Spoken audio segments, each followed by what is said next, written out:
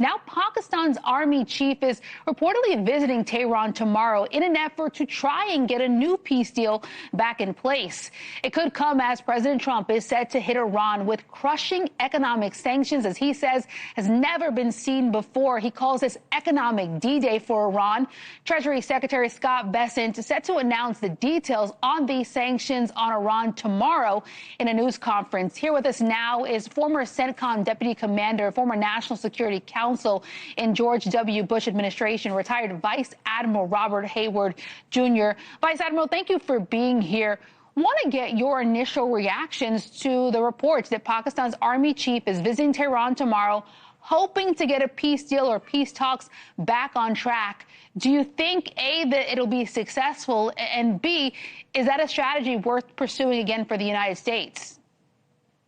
I think we're beyond that point. I think Secretary Bessent has made that clear. He made in his recent statement, this isn't about negotiations. This is about the government of Iran. They're focused now in bringing all the elements of power, be it political, military, and now you're watching financially, to bear to ensure that a government in Iran will not only not threaten the Straits of Hormuz and recognize international laws, but will not have a nuclear weapon, will not fund surrogates in the region to undermine countries like Lebanon, Yemen, Gaza, and also not have drones and missiles that threaten their allies in the region. So that's the point we're in. I think this administration has turned this corner, that those objectives will be met at the end of the day, and we're going to use all the elements of national power to achieve that.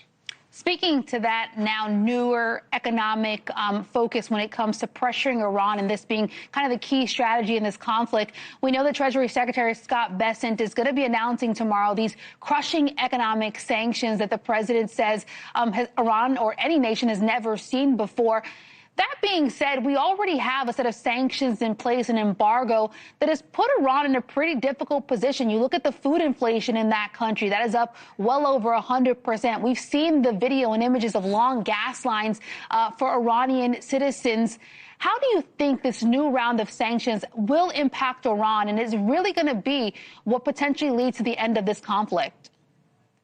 Well, I think it will. I think it's a very important point, but that in and of itself is not enough. We saw military power not enough on its own. This economic sanctions is just going to destroy the country and really hurt everyone. But more importantly, you need that political power as well. If Pakistan's going there to talk to them, to give them an out, and we saw this with Oman also talking to the Iranians, you're now part of the problem.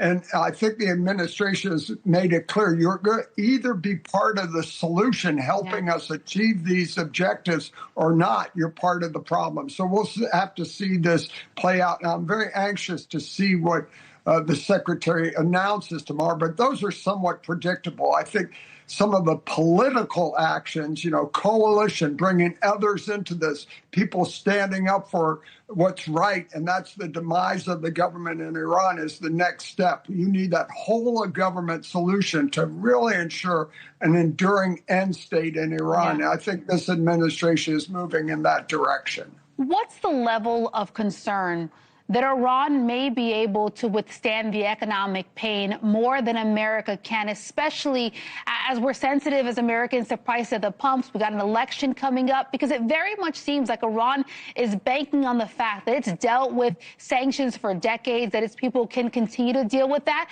I say that on the backdrop of Iran's parliament speaker just putting a post up, talking about President Trump's economy, saying a frozen foreign policy delivers a frozen economy. That's the only thing still moving.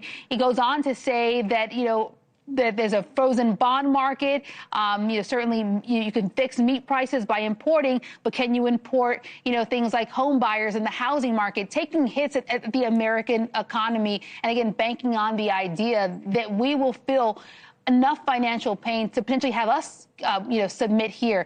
Is that even a question? No, not at all. The American economy is so resilient. Our people are so strong. It's night and day differences. You've got 75 million people in Iran who are suffering miserably and will even suffer more, putting incredible pressure and threats against the regime. So as we talked about those elements of power, we're leveraging not only this financial strangulation, but asymmetric warfare and the other things we can do to threaten the regime. And I think you're seeing that play out now, where more effort is focused from the regime and resources on their internal security than their external security. And I think their last gasp event is to try to put together whatever missiles and drones they have left to cause some catastrophic event to think that can alter our resolve. But I think in that case, it will only solidify our resolve. And at the end of the day, the regime's doomed. That's inevitable, in my opinion. Yeah, we'll all be listening tomorrow when the Treasury Secretary and the administration announces exactly what these economic sanctions, the additional round of them, will look like to hopefully end this conflict. Former CENTCOM Deputy Commander, retired Vice Admiral Robert Harward, thank you so much for being here. Thank you.